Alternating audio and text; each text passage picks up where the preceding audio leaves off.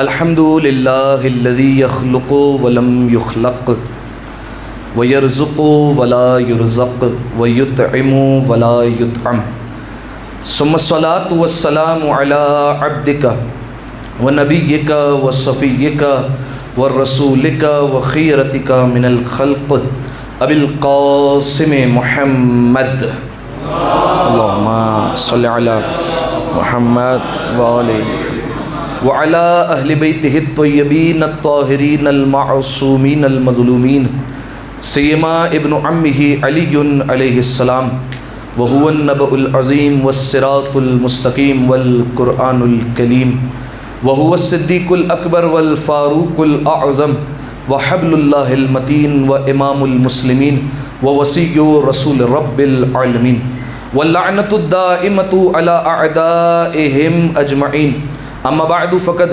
قال رسول اللہ صلی اللہ علیہ وآلہ وسلم وعلی الباب السابع مکتوب ثلاث کلمات حاسبوا نفوسکم قبل ان تحاسبوا صلوات علی محمد وآل محمد اللہم صلی علی محمد آل محمد دعائے سلامتی وامِ زمانہ بسم اللہ الرحمن الرحیم اللہم کل ولیک الحجۃ ابن الحسن صلواتک علیہ وعلی آبائہ فی هذه الساعة وفي كل ساعة وليا وحافظا وقائدا وناصرا ودليلا وعينا حتى تسكنه أرزك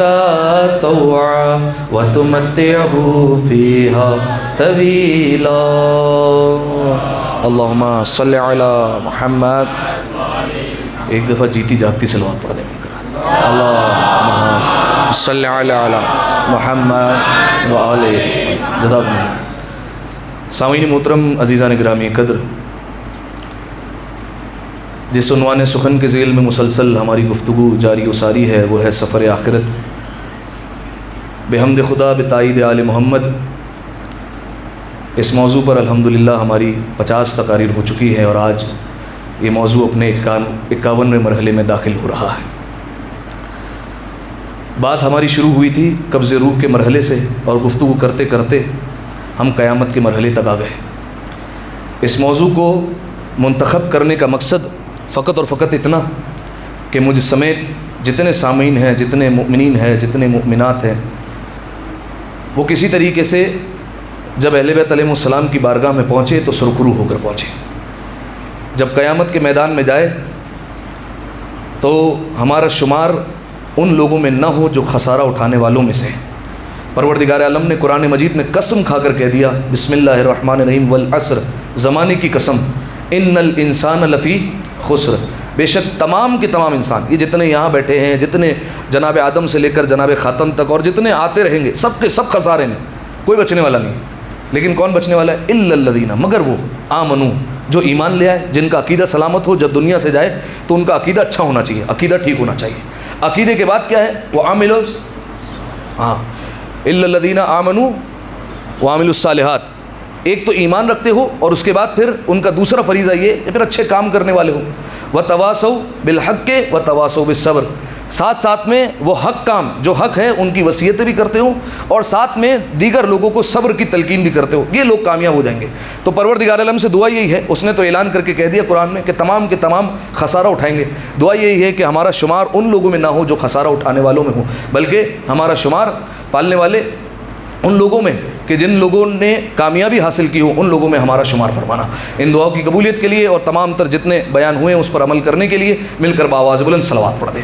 اللہم صلی علی محمد وآل محمد. جزاکم اللہ. تو سامعین محترم، گفتگو ہماری میں نے بیان کیا قبض روح سے آغاز ہوئی تھی اور اب قیامت کے مرحلے پر ہم آ گئے.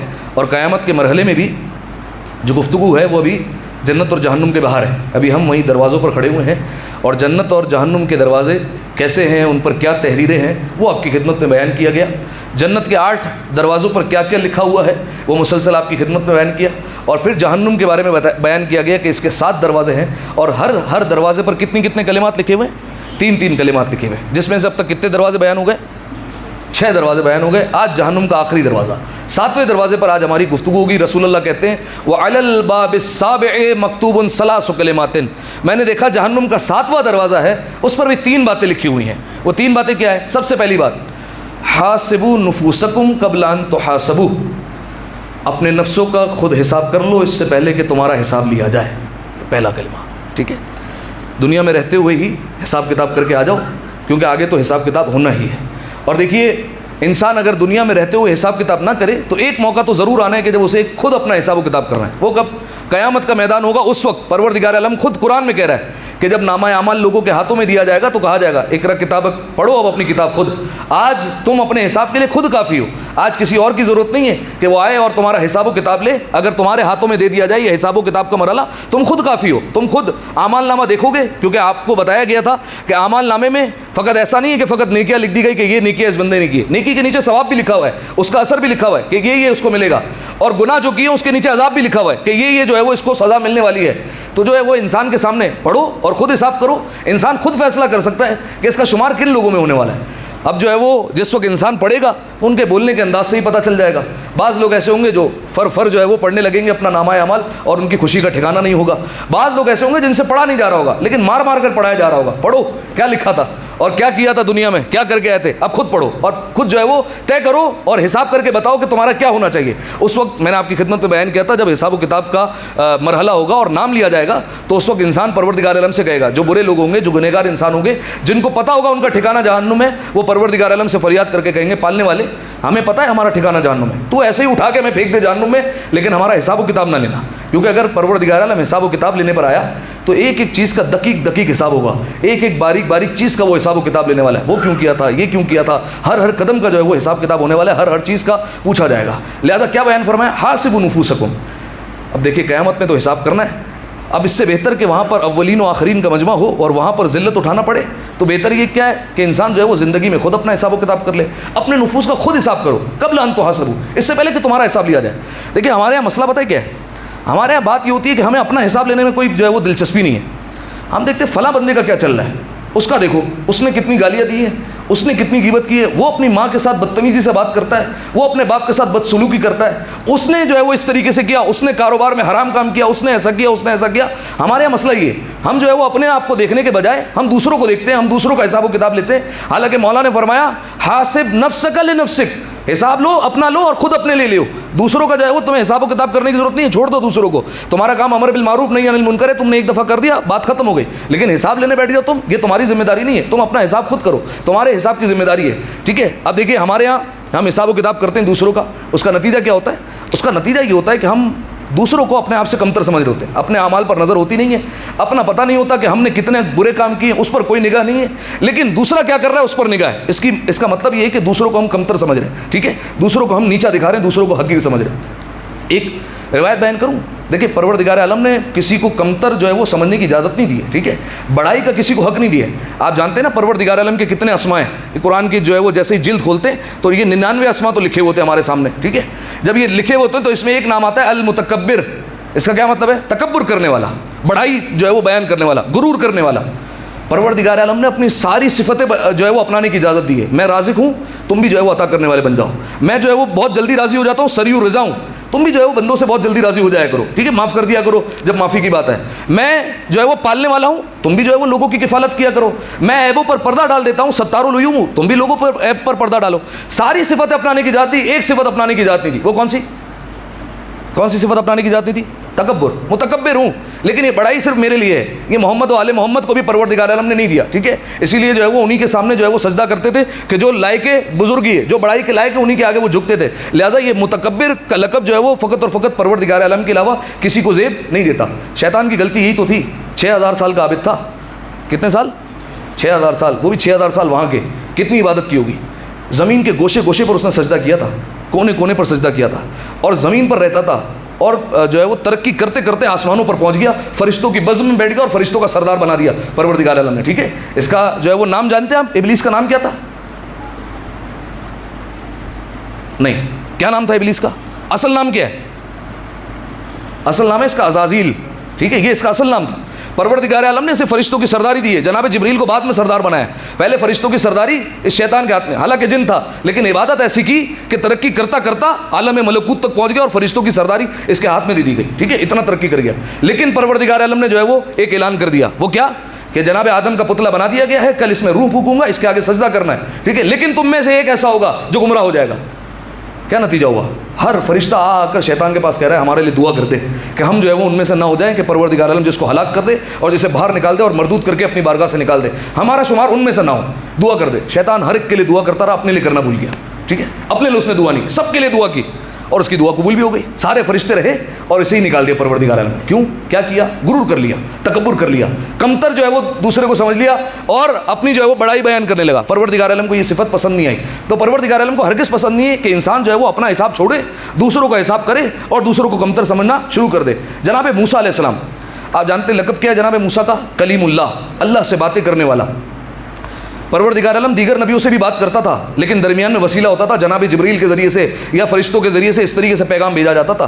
لیکن جناب موسیٰ علیہ السلام کا کمال اور ان کی خصوصیت یہ کہ کوہ طور پر بلایا, براہ راست مناجات ہو رہی ہے. جناب موسیٰ علیہ السلام سے پروردگار عالم ڈائریکٹ بات کر رہا ہے. ٹھیک ہے, اسی لیے لقب پڑا کلیم اللہ, اللہ سے باتیں کرنے والا. تو ایک دن پہنچے تو جناب موسیٰ علیہ السلام نے پروردگار عالم سے کہہ دیا. اب یہ واقعہ, یہ روایت جناب موسیٰ سے بھی ملتی ہے, جناب نوح سے بھی ملتی ہے. جب پہنچے تو پروردگار عالم نے کام جو ہے وہ ذمہ کر دیا کہ موسیٰ ایک کام سونپ رہا ہوں تمہیں. جی مالک. اب الفاظ میرے, جی مالک کیا کام ہے؟ کہ جب تم کل آؤ کوہ طور پر اور مجھ سے مناجات کرنے کے لیے تو ایک ایسا فرد لے کر آنا ہے جو تم سے کمتر ہو, اس کو لے کر. ٹھیک ہے, کیا ذمہ داری ہے؟ ایک ایسا فرد تلاش کرو جو تم سے کمتر ہونا چاہیے, اس کو لے کر آ جاؤ. اب آپ انصاف سے بتائیے, بنی اسرائیل میں سب سے افضل کون ہے؟ جناب موسیٰ علیہ السلام. وہ نبی خدا ہے, حجت خدا, ہمارا عقیدہ ہے وہ سب سے افضل ہوتی ہے. ٹھیک ہے, سارے لوگ ان سے کمتر ہے, ہر شے ان سے کمتر ہے, حجت خدا سب سے افضل ہے. جناب موسیٰ علیہ السلام کو کہا گیا کہ ایک فرد ڈھونڈ کے لانا ہے. اب وہ تلاش کرتے رہے اور لوگوں کو دیکھتے رہے. ٹھیک ہے, اس لیے کہا جاتا ہے کہ جب کسی بڑے کو دیکھے نا تو اس کو اپنے آپ سے بہتر سمجھیں. اس کی وجہ کیا کہ یہ مجھ سے بڑا ہے, عمر میں زیادہ ہے, تو اس کی نیکیاں مجھ سے بہت زیادہ ہوں گی. ٹھیک ہے, کیونکہ اس کو زیادہ موقع ملا ہے. اور جب چھوٹے کو دیکھیں تو اس کو بھی اپنے سے بہتر سمجھیں کہ یہ مجھ سے چھوٹا ہے, اس کی عمر کم ہے, اس کے گناہ بھی بہت کم ہوں گے. ٹھیک ہے, اپنے آپ سے ہمیشہ دوسروں کو بہتر سمجھیے. ٹھیک ہے, اپنے آپ کو جو ہے وہ ہمیشہ جو ہے وہ نیچا دکھائیے. انسان بعض اوقات بڑائی دکھانا چاہتا ہے نا, روایت کے جملے, خود کو ذلیل کرتے جاؤ اللہ تمہیں اٹھاتا چلا جائے گا. ٹھیک ہے, خود تم اٹھتے چلے جاؤ گے, تمہارا اگر مقصد یہ, اور خود کو اگر بلند کرتے جاؤ گے اللہ گراتا چلا جائے گا. ٹھیک ہے, لہذا سامعین محترم جناب موسیٰ علیہ السلام سے کہا گیا کل آؤ, ایک فرد کو لے آؤ جو تم سے کمتر ہو. ڈھونڈتے رہے, تلاش کرتے رہے. کتنا آسان تھا, کسی فرد کو بھی پکڑتے لے جاتے, لیکن تلاش کرتے رہے, نہیں ملا کوئی فرد. ہر ایک کو کسی نہ کسی جہت سے بہتر سمجھا. صحیح ہے. جب جا رہے تھے تو جاتے جاتے کوہ طور پر ایک نجس عین جانور پر نگاہ پڑ گئی, ایک سیاہ کتے پر. اور ایسا کتا جس کے بارے میں روایت ملتا ہے خارش زدہ کتا, یعنی جس کے قریب سے کوئی گزر جائے تو اس پر بھی بیماری لگ جائے. ایسا کتا جس کے منہ سے جھاگ بہ رہا ہے. عین نجس جانور کو دیکھا, فوراً ذہن میں خیال آیا یہ تو مجھ سے کمتر ہے, اس کو لے جاتا ہوں. حالانکہ ہے کمتر. جناب موسیٰ علیہ السلام, جب ساری امت کمتر ہے تو یعنی نجس جانور کیا ہے. لیکن جاتے جاتے پھر خیال آیا اگر لے جاؤں گا تو پروردگار عالم کو وجہ کیا بتاؤں گا, اس کا بھی خالق وہی ہے جو میرا خالق ہے, کیا کہہ سکتا ہوں. چھوڑ دیا اور چلے گئے کوہ طور پر. جیسے ہی کوہ طور پر پہنچے تو جناب موسیٰ علیہ السلام سے کہا گیا موسیٰ کل ایک کام سونپا گیا تھا. جی میرے مالک. وہ کام کر کے نہیں ہے, ایک فرد لانے کو کہا تھا کہ جو تم سے کمتر ہو. مالک نہیں ملا ایسا فرد جو مجھ سے کمتر ہو. کہا کہ موسیٰ ابھی تم رستے میں آ رہے تھے اور تمہاری نگاہ ایک عین نجس جانور پر پڑی تھی. ترجمہ سنیے گا اور جملہ سنیے گا. ایک عین نجس جانور پر تمہاری نگاہ پڑی تھی اور تم نے ارادہ کیا تھا کہ اسے لے کر آ جاؤ. موسیٰ سنو, اگر تم اسے لے کر آ جاتے اسی وقت تمہاری نبوت کو چھین لیتا, میں اسی وقت تمہاری نبوت کو لے لیتا. حالانکہ تم افضل ہو, حالانکہ تم بڑے ہو, حالانکہ تمہاری فضیلت کا مقابلہ نہیں ہے اس امت میں, تم سب سے افضل ہو, لیکن مجھے یہ پسند نہیں کہ کوئی انسان یہ کہے کہ میں بڑا ہوں اور یہ دوسرے مجھ سے کمتر ہے, یہ مجھے پسند نہیں ہے. لہذا اگر تم لے کر آ جاتے تو تمہارے ہاتھوں سے نبوت نکل جاتی اور نبوت جو ہے وہ تمہارا عہدہ چھن جاتا وہیں پر. ٹھیک ہے, تو اب سامعین محترم اب آپ اپنی زندگی میں غور کیجیے کہ کتنی مرتبہ ہم کتنے انسانوں کو اپنے سے کمتر سمجھتے ہیں. اب وہ چاہے اسٹاف ہو ہمارا, صحیح ہے, یا پھر جو ہے وہ ہو سکتا ہے کوئی ہمارے گھر میں کام کرنے والا ہو, چاہے وہ جو ہے وہ کہیں پر کھانا پکانے والا ہو, چاہے کہیں پر جو ہے وہ ہمارا ڈرائیور ہو, کسی بھی طریقے کا ہو. بات کرنے کا انداز بدل جاتا ہے, لہجہ بدل جاتا ہے, وہ بتاتا ہے کہ یہ انسان کو کمتر سمجھ رہا ہے. ٹھیک ہے, بات کرنے کا طریقہ بتا دے گا کہ یہ انسان کو اپنے سے کمتر جان رہا ہے. ٹھیک ہے, بالفرض چاہے کوئی بھی ہو. دیکھیے عین نجس جانور کا مقابلہ نہیں ہے آپ کے گھر میں لوکل جہاں کے کام کرنے والے, تو بہت بڑی بات ہو گئی, ان کو چھوڑ دیجیے. یہ عین نجس جانور کی بات ہو رہی ہے, یہاں پر اجازت نہیں ملی تو گھر میں جو کام کرنے والے وہ تو بہت بڑے ہو گئے, وہاں پر آپ کیسے حقیر سمجھیں گے, ان کو کس طریقے سے جو ہے وہ نیچا دکھائیں گے, تو اجازت تو کہیں پر بھی نہیں ملے گی. لہٰذا سامعین محترم کئی مقامات پر ہمارا لہجہ بدل جاتا ہے. ٹھیک ہے, پروردگار عالم نے اس کی اجازت نہیں دی ہے. اور یاد رکھیے گا خاص طور پر باقی مخلوقات کا احترام اپنی جگہ, لیکن یاد رکھیے گا خاص طور پر بندوں میں کسی بندے کو حقیر مت سمجھیے, کسی بندے کو کمتر مت سمجھیے. آپ کو نہیں پتا کوئی بندہ اللہ کی نگاہ میں کیا ہے, خدا کی قسم نہیں پتا ہمیں کہ کوئی بندہ پروردگار عالم کی نگاہ میں کیا مقام رکھتا ہے اور اس کا کیا مرتبہ ہے, ہم نہیں جانتے. آپ جانتے ہیں ایک بات, جب لوگ زیارت پر جا رہے ہوتے ہیں تو ایک ادب بتایا جا رہا ہوتا ہے. وہ کیا کہ اگر بالفرض تم دیکھو مولا کی زری پر بہت زیادہ رش ہو تو دیکھو دھکا دے کر یا دوسرے مومنین کو اذیت دے کر آگے مت جانا. صحیح ہے, زری کو دیکھ لیا, زیارت ہو گئی, وہیں سے زیارت پڑھو, آگے آ جاؤ اور جو ہے وہ وہیں پر کھڑے رہ کر دعائیں مانگو, لیکن اذیت نہ دو. اذیت دینے کا منع کیوں کرتے ہیں؟ ایک وجہ تو یہی ہوتی ہے کہ وہ مومن ہے اور مومن کا احترام بہت زیادہ ہے. ظاہر ہے ہر ایک جو ہے وہ مولا کی زیارت کرنے آیا ہے, ایک اصطلاح سے مقام. اور تمہیں کیا پتا اس زری پر زیارت کرنے والا کوئی خضر ہو, کوئی موسیٰ ہو, کوئی عیسیٰ ہو, کوئی نوح ہو, کوئی الیاس ہو, تمہیں کیا پتا کوئی کون سا بندہ جو ہے وہ زیارت کرنے کے لیے آیا ہو, کیونکہ یہ روایت کے جملے انبیاء پروردگار عالم سے اجازت دیتے ہیں اور زیارت کرنے کے لیے آتے ہیں. کوئی تمہیں کیا بندہ پتا کہ پروردگار عالم کا چنا ہوا بندہ ہو, اللہ کا ولی ہو, اللہ کا وصی ہو, جسے تم نے کچھ کہہ کر یا کچھ جو ہے وہ اپنے اعضاء سے تم نے اذیت دے دی ہو, تمہیں کیا پتا. لہٰذا سامعین محترم کسی کو بھی حقیر اور کسی کو بھی کمتر نہیں سمجھیے. ایک جو ہے وہ حکایت یاد آ گئی, بیان کروں آپ کے سامنے, اگر جو ہے وہ محسوس کر لیا نا آپ نے تو بڑا جو ہے وہ محظوظ ہوں گے اس حکایت کو سن کر. بیان کیا ہے, مجتہد کا نام سنا ہوگا آیت اللہ خوئی, نام سنا ہے آیت اللہ ابو القاسم خوئی, مرجع وقت.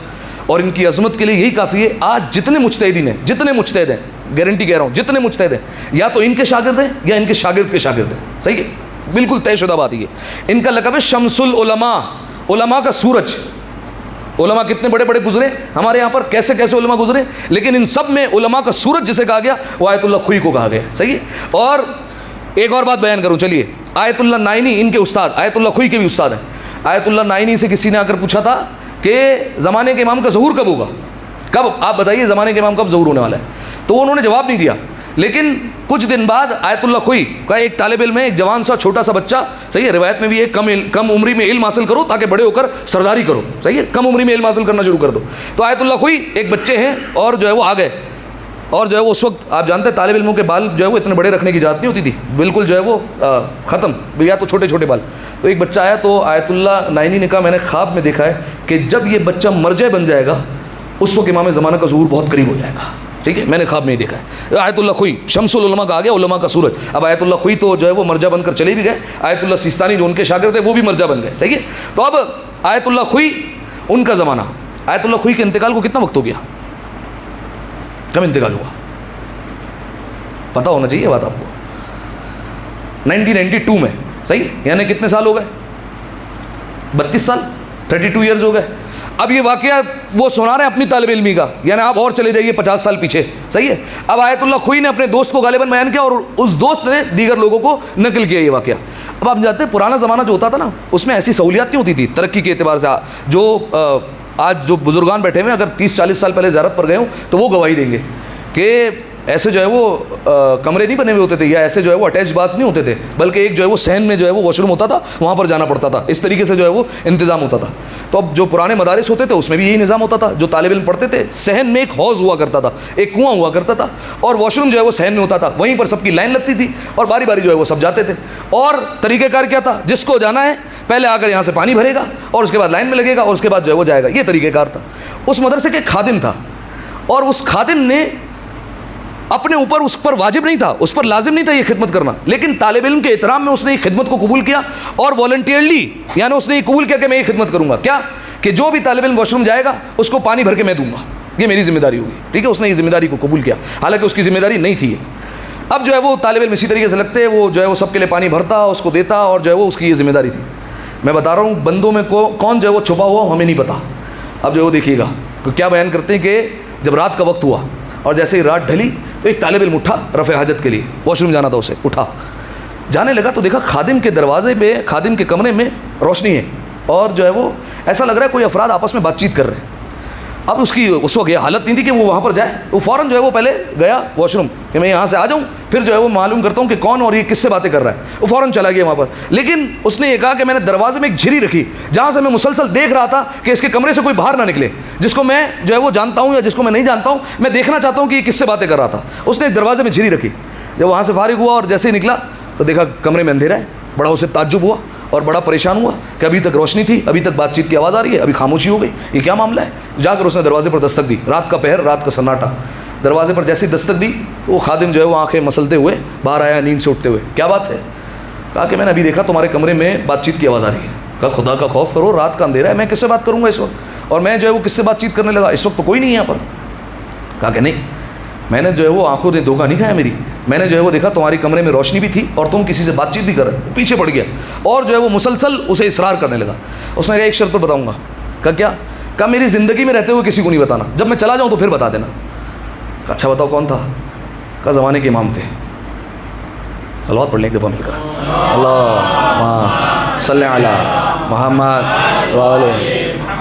کہا زمانے کے امام سے بات چیت ہو رہی تھی اور اس علاقے کا نمائندہ انہوں نے مجھے منتخب کیا ہے۔ ٹھیک ہے، کون؟ ایک پانی بھر کے دینے والا، صحیح ہے، ایک خدمت کرنے والا۔ کہا مجھے مولا نے منتخب کیا ہے اس پورے علاقے پر۔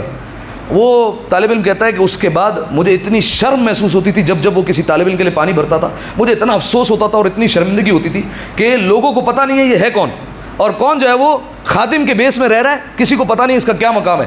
اگر پتہ چل جائے تو لوگ اس کے ہاتھ چومیں، لوگ اس کے پیر چومنے لگ جائیں، لوگوں کو اگر اس کا مقام پتہ چل جائے۔ لیکن بندگان خدا جو ہوتے ہیں نا، وہ ایسے ہی بندوں میں چھپے ہوئے ہوتے ہیں، ہمیں پتہ نہیں ہوتا کون جو ہے وہ کتنا افضل ہے، کون مولا کی بارگاہ میں کتنا سرخرو ہے، کون اللہ کی بارگاہ میں کیا مقام رکھتا ہے، ہمیں نہیں پتہ ہوتا۔ ہم تو جو ہے وہ اتنے باکمال لوگ ہیں کہ ہم جو ہے وہ بڑے کمال سے جو ہے وہ سامنے والوں کی بے عزتی کر دیتے ہیں یا جو ہے وہ دوسروں کو ذلیل کر دیتے ہیں، ہمارا یہ کمال ہے، ہم اتنے باکمال لوگ ہیں، ٹھیک ہے، تو ہم سے یہ غلطی ہو جاتی ہے۔ تو خیر آئیے اسی بات پر، حاسبو نفوسکم، اپنے نفسوں کا حساب کرو، قبل ان تحاسبو، اس سے پہلے کہ تمہارا حساب لیا جائے۔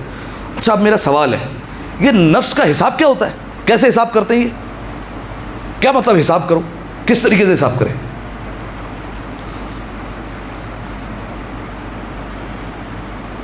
کیسے حساب کتاب ہوتا ہے؟ ہوتا ہوگا نا کوئی حساب کتاب کا طریقہ ہوتا ہوگا۔ جیسے اس کی آسان مثال، ایک کمپنی میں آڈٹ کیسے ہوتا ہے، کس طریقے سے جو ہے وہ چیک کیا جاتا ہے، کتنا مال آیا، کتنا مال گیا، اس کی کاسٹ کیا پڑی تھی، کتنا منافع ہوا، کتنا نقصان ہوا، یہ پروڈکٹ دوبارہ منگانا ہے نہیں منگانا ہے۔ ایک انسان جو ہے وہ یا تو مہینہ وار یا تو جو ہے وہ روزانہ یا تو جو ہے وہ سالانہ یہ کیلکولیشن کرتا ہے، اسی کو کہتے ہیں محاسبہ، حساب کتاب کرنا۔ ایسے ہی انسان بالکل اپنا حساب کتاب بھی کرے۔ اچھا دیکھیے، حساب کتاب کرنا ہے تو پہلے تو اپنی پچھلی زندگی کا حساب کتاب کرے۔ میں یہ مجھ سمیت کہہ رہا ہوں، ٹھیک ہے، انسان ہے بعض اوقات بھول گیا حساب کرنا اور جو ہے وہ دن ایسے ہی گزار دیا، لیکن جو ہے وہ پہلے اپنی پچھلی زندگی کا حساب کیجیے۔ کس طریقے سے؟ پہلے اپنے نوٹ کیجئے واجبات، کتنی فجر کی نمازیں آج تک چھوڑی ہیں، لکھیے۔ میں بالکل ضمانت کے ساتھ کہہ رہا ہوں، آپ چلے جائیں گے نا دنیا سے، لکھ کے لیجئے، کوئی پڑھانے والا نہیں ہوگا نماز اور کوئی پڑھنے والا نہیں ہوگا، آپ کی اولاد بھی مصلی پر نہیں آئے گی، اور اگر بالفرض آپ کی 1000 فجر کی نمازیں نا تو وہ جو ہے وہ ہو سکتا ہے اگر نماز ابتدا کرے تو 50 نمازیں پڑھ کے چھوڑ دے گی، ٹھیک ہے۔ پھر یا تو کسی بندے کو ڈھونڈ لے گی جا رہے پر جس کو پیسے دے کر نماز پڑھوا لے، اس کی پھر کیا گارنٹی ہے کہ وہ کس قرت کے ساتھ نماز پڑھ لے اور صحیح پڑھے یا نہیں پڑھے، یہ جو ہے وہ کوئی گارنٹی نہیں ہوتی، صحیح ہے۔ تو ابھی چیک کر لیجئے اور حساب لگا لیجئے کہ 15 سال کی عمر میں آپ بالغ ہوئے، وہاں سے لے کر اب تک آپ کتنے سال کے ہیں، اور کتنے جو ہے وہ آپ نے فجر کی نمازیں چھوڑی ہیں، یا کتنی ظہر عصر کی آپ نمازیں چھوڑتے ہیں، یا کتنی مغرب عشاء کی نمازیں چھوڑتے ہیں۔ یہ میں جو ہے وہ کوئی خلائی مخلوق کی بات نہیں کر رہا ہوں، یہیں کی بات کر رہا ہوں بھائی، یہیں سے جو ہے وہ لوگوں سے بات ہوتی ہے۔ یہیں پر کئی افراد آپ کو ایسے مل جائیں گے جو فجر کی نماز نہیں پڑھتے، ٹھیک ہے، کئی افراد ایسے ہیں جو ظہر عصر کی بھی نماز نہیں پڑھتے، مولانا صاحب کام ہوتا ہے اور جو ہے وہ ہم نہیں پڑھ سکتے، گھر پر آتے آتے مغرب ہو جاتی ہے، تو اس سے فرق نہیں پڑتا۔ اگر ایسی جگہ آپ نوکری کر رہے ہیں جہاں پر منع کیا گیا نماز پڑھنے سے، آپ پر نوکری کرنا ہی حرام ہے، آپ پر چھوڑنا واجب ہو جائے گا نوکری، ٹھیک ہے، واجب کو نہیں چھوڑا جا سکتا۔ تو حساب کتاب لگا لیجئے کہ فجر کے آپ تک جو ہے وہ اب تک کتنی نمازیں ہوں گی، ظہر عصر کی کتنی نمازیں ہوں گی، آپ کی مغرب اور عشاء کی کتنی نمازیں ہوں گی، کم سے کم پر یقین رکھنا ہے، ٹھیک ہے، زیادہ سے زیادہ نہیں لگانی، کم سے کم، یہ شریف فتویٰ بیان کر رہا ہوں، کم سے کم لگائیے۔ بالفرض یہ 500 پر یقین ہے مجھے، یہ 500 فجر کی نمازیں یا 50 ظہر عصر ہوں گی اور 50 مغرب عشاء ہوں گی، یہ ہے بس، ٹھیک ہے۔ پھر روزوں کا حساب لگائیے، روزوں کے حساب میں آئیں گے، کتنے روزے قضا کیے، کتنے روزے جان بوجھ کر چھوڑے، جان بوجھ کر چھوڑے تو کفارہ لازم ہے یا لازم نہیں ہے، وہ دینا تو پڑے گا۔ کفارہ کتنا بنتا ہے، کہاں پر دینا پڑتا ہے، کتنے روزوں کا مجھے کفارہ دینا ہے، کتنے روزوں کی قضا کرنی ہے، اس کا حساب کتاب لگائیے۔ مجھ پر ایسا تو نہیں حج واجب ہو چکا ہے اور پھر بھی میں نے حج نہیں کیا ہے، تو حج جو ہے وہ لازمی ہو گیا کرنا۔ ایسا تو نہیں کہ مجھ پر جو ہے وہ خمس واجب ہے اور میں پھر بھی اہل بیت علیہ السلام کا حق نہیں دیتا.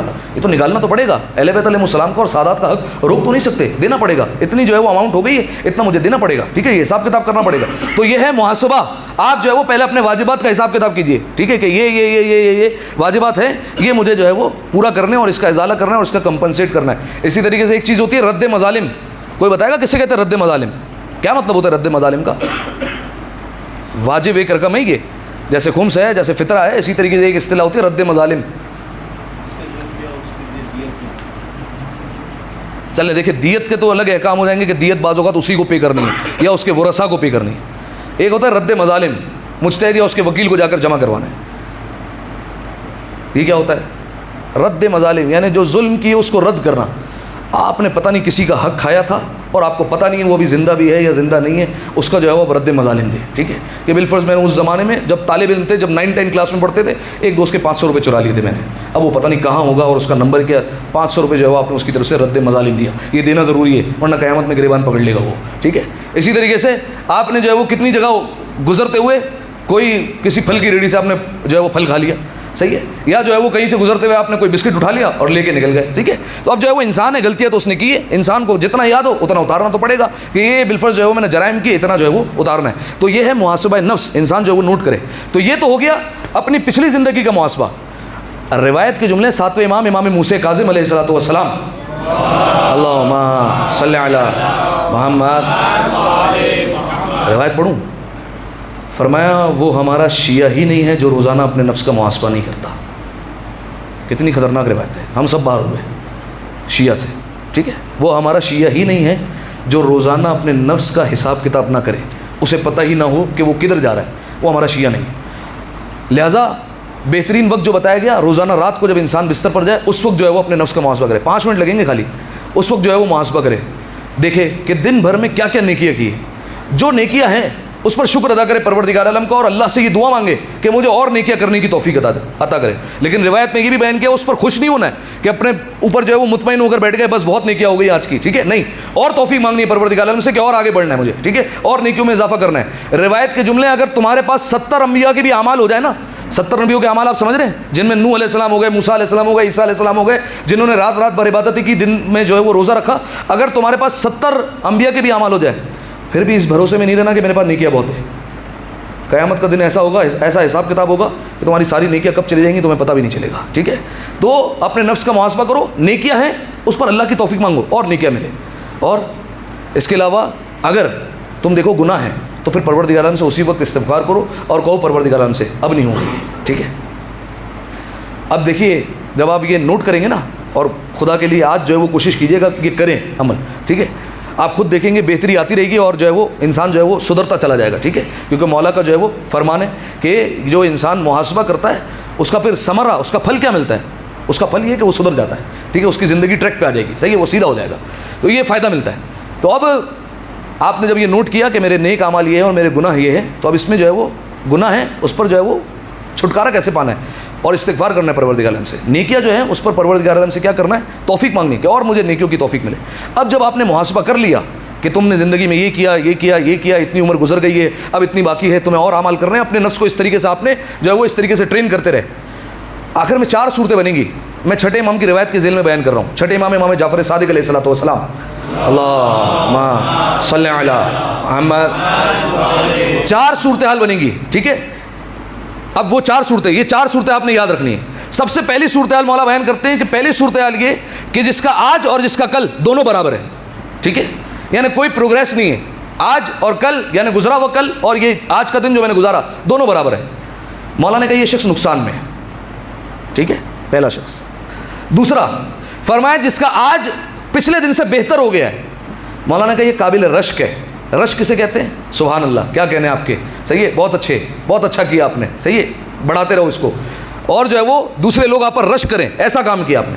تیسرا, اگر آنے والا دن آپ کے پچھلے دن سے بدتر ہو جائے اور برا ہو جائے, مولا نے کہا یہ شخص لعنتی ہے, ملعون ہے یہ شخص, پروردگار عالم کی لعنت آئے گی, رحمت خدا سے دور کر دیا جائے گا. اور چوتھا بتاؤں, مولا نے کہا جس کو یہ سمجھ ہی نہ ہے کہ میرا آج بہتر ہے یا کل بہتر ہے اور دونوں میں فرق ہی نہ کر سکے, مولا نے کہا یہ نقصان میں اور اس کی موت اس کی زندگی سے بہتر ہے, اس کو مر جانا چاہیے. صحیح ہے, دوبارہ پڑھوں, یہ 4 چیزیں یہ یاد رکھیں گے آپ. پہلی چیز یہ انشاءاللہ جب یہ سفر آخرت ختم ہوگا نا تو میں کوشش کروں گا انشاءاللہ آپ کو ایک پوری لسٹ بنا کے دے دوں, ٹھیک ہے, جو ہم نے اپنے اساتذہ سے سیکھا ہے جس طریقے سے وہ آپ کی خدمت میں جو ہے وہ بیان کروں گا اور اس طریقے سے دوں گا, پھر آپ جو ہے وہ خود چیک کرنے پر جو ہے وہ قادر ہوں گے کہ میں کہاں کھڑا ہوا ہوں اس وقت, ٹھیک ہے. وہ انشاءاللہ جب ختم ہوگا جب بیان کریں گے. لیکن ابھی جو ہے وہ سرسری طور پر میں نے کیا بیان کیا کہ جب آپ رات کو اپنے نفس کا آج محاسبہ کریں تو یہ 4 چیزیں آپ نے نوٹ کرنی ہیں. ان 4 چیزوں میں سے آپ کس کیٹیگری میں اتر رہے ہیں وہ دیکھنا ہے آپ نے. اگر پچھلا دن اور آج کا دن دونوں برابر ہے, کوئی ترقی نہیں ہے, کوئی پروگریس نہیں ہے, تو آپ نقصان میں ہیں, یہ سمجھ لیجیے آپ جو ہے وہ لاس میں جا رہے ہیں. دوسرا, اگر آج کا دن آپ کے کل کے دن سے بہتر ہو گیا ہے تو آپ قابل رشک ہیں, صحیح ہے, آپ پر رشک کیا جانا چاہیے, بہت اچھا کام کر رہے ہیں آپ, پروفیٹیبل جو ہے وہ زندگی گزار رہے ہیں, ٹھیک ہے, 2 ہو گئے. تیسرا, اگر آپ کا آج کا دن کل کے دن سے بدتر ہو گیا ہے اور برا ہو گیا تو پھر کیا, آپ ملعون ہیں, صحیح ہے. آپ سے مراد وہ جو لوگ جو ہے وہ کیٹیگری میں اتریں گے وہ خدا کی لعنت کے زمرے میں آ رہے ہیں. اور چوتھا, اگر خدا نہ خواستہ آپ کو پتہ ہی نہیں ہے کہ جو ہے وہ آپ کو سمجھ ہی نہیں آ رہی کہ میرا کل کا دن بہتر تھا یا آج کا دن بہتر ہے, تو مولانا کا نقصان میں تو ہے, لیکن دعا کیجیے کہ آپ کو موت آ جائے, آپ کی موت جو ہے وہ زندگی سے بہتر ہے اس وقت, ابھی آپ اس مرحلے پہ کھڑے ہیں, صحیح ہے. تو یہ جو ہے وہ ہو گیا محاسبہ نفس, اپنے نفس کا انسان جو ہے وہ محاسبہ کرے, ٹھیک ہے. اب جو ہے وہ دیکھیے ایک ہی جو ہے وہ تحریر آج ہو سکی, جو ہے وہ 2 جلدی میں بیان کر دیتا ہوں. پہلا, رسول اللہ نے کیا بیان فرمایا, جہنم کے 7ویں دروازے پر لکھا تھا حاسبوا نفوسکم قبل ان تحاسبوا, فرمایا اپنے نفوس کا حساب کتاب کرو اس سے پہلے کہ تمہارا حساب کتاب کیا جائے. دوسرا, ووبخوا نفوسکم قبل ان توبخوا, فرمایا اپنے نفس کو ڈانٹو اس سے پہلے کہ تمہیں ڈانٹا جائے. 2 بندوں کے سامنے اگر آپ کو بول دیں گے نا, آپ اس سے بات کرنا چھوڑ دیں گے. یار 2 بندوں کے سامنے بول دیا تم نے مجھے, کم از کم اکیلے میں آ کر کہتے. وہ اولین و آخرین کا مجمع لگا ہوگا, آدم سے لے کر خاتم تک, اور ساری امتیں کھڑی ہوئی ہوں گی, وہاں پکڑ کر ڈانٹا جائے گا, وہاں پکڑ کر سرزنش کی جائے گی, صحیح ہے. تو وہاں پر جب ڈانٹا جائے گا تو کچھ تو کہہ نہیں سکتے سامنے سے, کیونکہ ڈانٹنے والا پروردگار عالم ہے, اس کو کیا کہیں گے سامنے سے. ابھی سے ہی ڈانٹ لو اپنے آپ کو, بہتر ہے کہ اس وقت جو ہے وہ ڈانٹ پڑے, انسان اپنے آپ کو یہیں پر سرزنش کر لے, یہیں پر جو ہے وہ انسان اپنے نفس کو جو ہے وہ سزا دے لے, ٹھیک ہے, یہیں پر جو ہے وہ اپنے آپ کو سدھار لے. اب میرا آپ سے ایک سوال ہے تاکہ میں اگلی جو ہے وہ تحریر پر چلا جاؤں. بتائیے اپنے نفس کو کیسے ڈانٹے گا انسان, کس طریقے سے ڈانٹے؟ حساب کتاب تو سمجھ میں آ گیا, اس کی سرزنش کرے یعنی اس کو سزا دے, اس کو ڈانٹے, کس طریقے سے ہو سکتا ہے, کیسے پاسبل ہے یہ, کیا یہ ہو سکتا ہے, ممکن ہے؟ دیکھیے یہ میں اس لیے بیان کر رہا ہوں, مولا نے بیان فرمایا کہ جو نفس کو بچاتا رہتا ہے نا گناہ اور عیوب سے, پھر اس کا کمال یہ ہوتا ہے کہ وہ گناہوں سے بچنا شروع کر دیتا ہے, اس کا نفس اس کی پکڑ میں آ جائے گا. مولا کا ایک فرمان بیان کر رہا ہوں مفہوماً, فرمایا اس سے پہلے کہ تمہارا نفس تمہاری خواہشات پر قبضہ کر لے تم اپنے نفس پر طاقتور ہو جاؤ. اگر تمہارا نفس بازی لے گیا تو پھر یہ تمہیں قیدی بنا لے گا, پھر یہ جہاں چاہے گا تمہیں وہاں لے جائے گا, پھر یہ جیسا کہے گا ویسا تم کرتے رہو گے, وہ عادت بن جائے گی پھر. اور میں نے آپ کی خدمت میں بیان کر دیا, عادت فطرت ثانی ہے, عادت تبدیل نہیں ہوتی, ٹھیک ہے, عادت نہیں بدلتی, جیسے فطرت نہیں بدلتی, کھانا فطرت ہے, پانی پینا فطرت ہے, نہیں چھوڑے گا انسان. اسی طریقے سے عادت جو بن گئی, جو انسان کی جو ہے وہ آ گئی, بلٹن ہو گئی, اب وہ نہیں چھوٹے گی. مولا نے فرمایا اگر چھڑوا دو تو معجزہ آئے گی, صحیح ہے, یعنی اتنا بڑا کام ہے یہ. اب بتائیے آپ کیسے سرزنش کریں, کیسے نفس کو ڈانٹا جائے گا, یہ آپ کو کرنا ہے, اس لیے میں آپ سے پوچھ رہا ہوں. اور خدا کے لیے اس پر اگر عمل ہو جائے, مولا کرے, تو جو ہے وہ زندگیاں بہتر ہو جائیں. دیکھیے یہ تو جو ہے وہ بات ہو گئی نا کہ اب جو ہے وہ میں نے حدیث بیان کر دی کہ نفس کی مخالفت کرنی, ٹھیک ہے, خلاف جانا ہے آپ کو اس کے. ایک طویل روایت جو ہے وہ سوچ کر آیا تھا, لیکن جو ہے وہ خیر بیان نہیں کر رہا ہوں. رسول اللہ سے بھی پوچھا گیا تھا کہ کس طریقے سے جو ہے وہ حق کی موافقت کرے, پروردگار عالم راضی ہو جائے اس سے. کہا نفس کو ناراض کرو, اس کو ناراض کرو گے تو وہ راضی ہوگا, اپنے آپ کو ناراض کرتے رہو کسی نہ کسی طریقے سے. اب لگاتے جائیے آپ, اللہ کہہ رہا ہے بستر چھوڑو, نفس کہہ رہا ہے بستر پکڑو, اللہ کہہ رہا ہے مصلے پہ آؤ, نفس کہہ رہا ہے مصلہ جو ہے وہ چھوڑ دو, اللہ کہہ رہا ہے روزہ رکھو, نفس کہہ رہا ہے روزہ نہ رکھو, اللہ کہہ رہا ہے مکس گیدرنگ میں نہ جاؤ, نفس کہہ رہا ہے چلو کوئی مسئلہ نہیں ہے, بہت پارٹی بندے نے دعوت رکھی ہے, جانا چاہیے بالکل 100% جاؤ. اللہ کہہ رہا ہے کہ بیٹا وہاں پر نہیں جانا جہاں پر جو ہے وہ گانے بجے, نفس کہہ رہا ہے جھولے لال جاتے رہو کوئی مسئلہ نہیں ہے, جانا چاہیے وہاں پر. اللہ کہہ رہا ہے کہ وہاں پر نہ جاؤ جہاں پر حرام نگاہ کا تبادلہ ہو, وہاں پر نہیں جانا چاہیے, نفس کہہ رہا ہے چلنا چاہیے کوئی مسئلہ نہیں ابھی کر لو, نفس کہہ رہا ہے کہ جو ہے وہ وہاں پر چلے جاؤ جہاں پر جو ہے وہ بے حجابی ہوتی ہے, اللہ کہہ رہا ہے نہیں جانا چاہیے. اب انسان سوچتا رہے, سینکڑوں مثالیں صبح تک بیان کرتے رہو, یہاں پر ختم نہیں ہوگی. اس معاشرے کے حساب سے بیان کر رہا ہوں میں آپ کے سامنے, دعوتوں کا سیزن چل رہا ہے نا اس لیے بیان کر رہا ہوں. ہاں بھائی بتائیے کیسے ڈانٹیں گے نفس کو. اب دیکھیے کتنا اچھا کام ہوتا ہے ہمارا جو ہے وہ دعوتی کرنا, جہاں پر اتنے کام ہو رہے ہوتے ہیں. اگر بالفر رشتہ دار ہے تو صلہ رحمی ہو رہی ہے, مومن کے چہرے کی زیارت ہو رہی ہے, ایک دوسرے کو مسکرا کر دیکھ رہے ہیں, ایک دوسرے کو کھانا کھلا رہے ہیں, اطعام مومن کر رہے ہیں, زمانے کے امام راضی, ٹھیک ہے. ادھر جو ہے وہ مکس گیدرنگ شروع ہوئی, ادھر حرام جو ہے وہ نظروں کا تبادلہ ہوا, ادھر جو ہے وہ بالفرض جو ہے وہ کسی کافر کے ہاتھ کا کھانا کھا لیا, اسی جو ہے وہ گانے کی جو ہے وہ محفل رکھ لی, امام زمانہ کے آنکھوں میں آنسو آ گئے, ٹھیک ہے.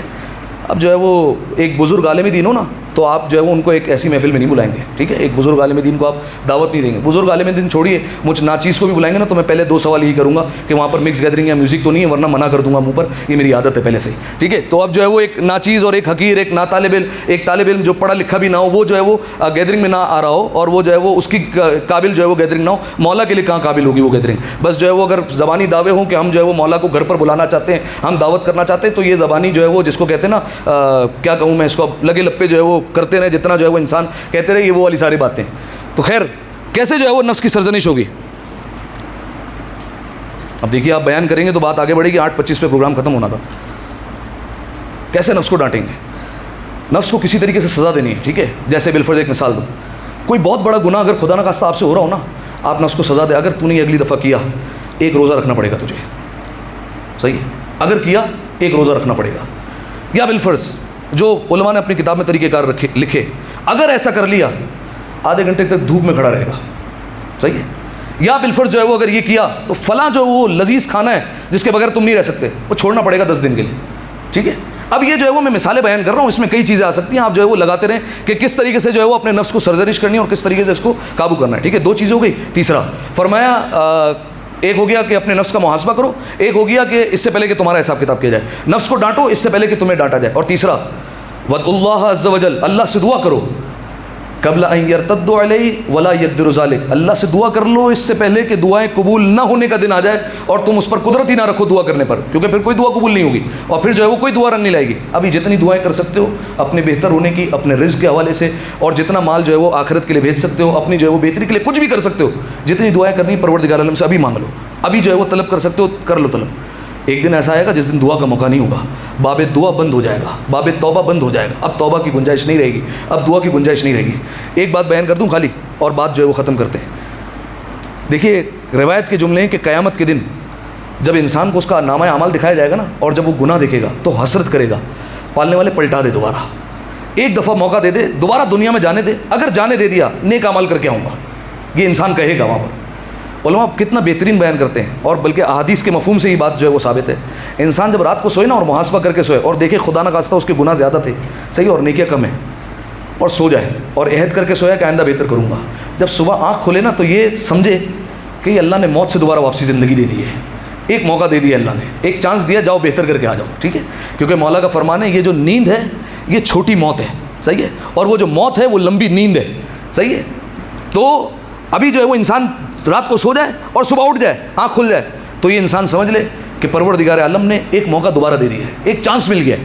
اب جتنا نیک اعمال سمیٹ سکتے ہو سمیٹ لو, جتنے گناہوں سے پیچھا چھوڑا سکتے ہو چھوڑا لو, جو کام زمانے کے امام کو ناراض کرنے والے ان کو چھوڑ سکتے ہو چھوڑ دو. میں یہ نہیں کہتا عذاب وغیرہ یہ ساری چیزیں انسان کے لیے جھیلنا میرے نزدیک آسان ہے کم از کم, لیکن زمانے کے امام کی آنکھ میں آنسو دیکھنا زیادہ مشکل ہے میرے حساب سے تو, ٹھیک ہے. باقی لوگوں کا مجھے نہیں پتا, کم از کم انسان جو ہے ان کاموں سے بچتا رہے کہ جو زمانے کے امام کو جو ہے وہ ناراض کرتے ہیں. ایک دفعہ صلوات پڑھیں مل کر باواز بلند, اللہم صلی علی محمد وآل محمد. ایک روایت بس بیان کر دوں مصائب کے حوالے سے تاکہ جو ہے وہ حق ادا ہو جائے. روایت کے جملے ہیں کہ جب 11 محرم کو بیویوں کو سوار کیا جانے لگا, آپ ذرا سوچئے کیا منظر ہوگا. ہم کئی ماں باپ بیٹھے نا, ذرا تصور کیجئے گا اور سوچئے گا. اب جب سوار ہونے کی باری آئی تو اب لیلا کے پاس اکبر موجود نہیں ہے, اب ام فروہ کے پاس قاسم نہیں ہے. اب جب سوار کیا جائے گا تو عباس بڑا یاد آئیں گے, اب حسین کو بڑا یاد کیا جائے گا, لیکن کوئی موجود نہیں ہے. اداداروں جانتے ہیں جب سوار کیا گیا نا تو ایک ظلم یہ بھی کیا گیا کہ شمر نے سارے بچوں کو ماؤں کی گودی میں دیا, لیکن ایک 4 برس کی بچی ایسی تھی جس کا نام سکینہ تھا. نہ جانے اس سے کیا بغض تھا کہ سکینہ کو اس نے الگ اونٹ پر بٹھایا ہے. جناب زینب فریاد کرتی رہ گئی, اے شمر یہ چھوٹی ہے, اگر اسے علیحدہ بٹھائے گا یہ گر جائے گی, لیکن شمر نے ایک نہ سنی. جناب سکینہ کو بٹھا دیا گیا. آزاداروں قافلہ چلا ہے, اونٹوں کو دوڑایا گیا ہے, لیکن ایک مرحلہ وہ آیا قافلہ رک گیا. شمر دوڑتے ہوئے آگے آیا اور اپنے سپاہیوں سے کہا کیا بات ہے, قافلے کو کیوں روک دیا گیا ہے؟ کہا جس نیزے پر حسین کا سر موجود ہے وہ نیزہ آگے نہیں بڑھ رہا ہے, وہ آگے نہیں بڑھ رہا تو ہم قافلہ آگے لے کر کیسے چلیں؟ شمر کہنے لگا مجھے معلوم ہے کہ یہ قافلہ کیسے آگے بڑھے گا. آزاداروں آپ شاید سوچ رہے ہوں گے وہ طاقت لگائے گا نیزہ نکالنے کی. نہیں عزادارو، اس نے سامان سے نیزہ نکالا اور نیزہ نکال کر تازیانہ نکال کر سید سجاد کے پاس آیا. پشت پر تازیانے مارتا جاتا ہے اور کہتا جاتا ہے اپنے بابا سے کہو آگے کیوں نہیں بڑھتے، اپنے بابا سے کہو آگے بڑھے. بس عزادارو محسوس کیجئے گا سید سجاد نے کہا میرے بابا میں آپ پر قربان، میرے بابا آپ آگے کیوں نہیں بڑھتے، آپ کے بیٹے کو تازیانے مارے جا رہے ہیں. امام حسین کے سر اقدس سے آواز آئی میرے بیٹے سجاد مجھے بڑا غم ہے کہ تجھے تازیانے لگ رہے ہیں، لیکن میں کیا کروں، میری سکینہ رستے میں گر گئی ہے، جب تک سکینہ نہیں ملتی حسین آگے نہیں جائیں گے. بس عزادارو یہ سننا تھا، جناب زینب نے اپنے آپ کو اونٹنی سے گرا دیا. عزادارو بڑا آرام سے سنا آپ نے، لیکن جانتے ہیں میں ایک جملہ کہوں حضرت عباس کی خدمت میں، مولا جیسے آپ گرے گھوڑے سے ویسے آپ کی بہن زینب بھی گری. اگر کوئی بچہ مجھ سے پوچھ لے ارے زینب کے تو ہاتھ موجود تھے عباس کے ہاتھ نہیں تھے، میں اپنا جملہ نہیں زمانے کے امام کا جملہ کہوں گا. زمانے کے امام نے کہا میرا سلام اس پھوپھی زینب پر جس کے دونوں ہاتھ پسے گردن بندے ہوئے تھے. بس عزادارو جناب زینب گری ہے اور کہتی ہوئی جا رہی ہے این السکینہ این السکینہ، سکینہ کہاں ہو، سکینہ مجھے آواز دو، سکینہ مجھے پکارو. کیا دیکھتی ہے، ایک برقع پوش بی بی ہے، برقع پوش بی بی کی گود میں سکینہ آرام کر رہی ہے. جناب زینب نے کہا اے بی بی آپ کا بڑا شکریہ کہ آپ نے اپنی گود میں سکینہ کو لٹایا، آرام دیا، سکون دیا، لیکن مجھے سمجھ میں نہیں آتا اب تک اس بچی کو ہر ایک تماچا مارتے ہوئے آیا ہے، ارے اس بچی کو بابا کے سینے کے علاوہ کہیں نیند نہیں آتی، آپ کی گود میں کیسے نیند آ گئی. بس عزادارو یہ سننا تھا. اس برقع پوش بی بی نے چہرے سے نقاب ہٹایا، کہا زینب نہیں پہچانا، ارے میں تیری ماں فاطمہ زہرا ہوں. یہ دیکھنا تھا. جناب زینب لپٹ گئی، اماں بڑے تازیانے مارے گئے، اماں میں منتیں کرتی رہی لیکن حسین کو قتل کر دیا گیا. بس عزادارو جناب سکینہ کو لیا، آئی شہزادی دوبارہ آ کر دوبارہ کہنے لگی شمر میں نہ کہتی تھی یہ بچی گر جائے گی. شمر نے کہا آپ نہیں گرے گی، آپ سوچ رہے ہوں گے شاید ماں کی گود میں دے دیا ہو. نہیں عزادارو سامان سے رسی کو نکالا گیا، بچی کو اونٹ پر پشت کی بل لٹا دیا گیا، ارے رسی سے جکڑ دیا گیا، اونٹوں کو دوڑایا گیا. ہر ٹاپ پر بچی کہتی رہی چچا عباس ادرکنی، چچا چچا مدد کو آئیے چچا. بس عزادارو مصائب کے لیے یہی کافی ہے. جب یہ قافلہ کوفہ پہنچا ارے رسی کے ساتھ ساتھ سکینہ کا کرتا خون بھرا ہو گیا، سکینہ کا کرتا خون بھرا. الا لعنت اللہ علی القوم الظالمین وسيعلم الذين ظلموا أي منقلب ينقلبون. دعا ہے پروردگار عالم سے، پروردگارہ ہماری اس عبادت کو اپنی بارگاہ میں قبول فرما، تمام گناہ صغیرہ اور کبیرہ کو معاف فرما. پالنے والے مرنے سے پہلے اپنے نفس کا محاسبہ کرنے کی توفیق عطا فرما. میرے مالک اپنے نفس کی سرزنش کرنے کی توفیق عطا فرما. میرے مالک زمانے کے امام کے قلب مطہر کو ہم سے راضی و خوشنود فرما. میرے مالک جن افعال سے، جن کاموں سے، جن گناہوں سے میرے زمانے کے امام کا دل ناراض ہوتا ہے، میرے مالک ان اعمال سے، ان گناہوں سے بچنے کی توفیق عطا فرما. میرے مالک زمانے کے امام کے ظہور میں تعجیل فرما، ہمیں ان کے اعوان و انصار میں شمار فرما. ماتم حسین.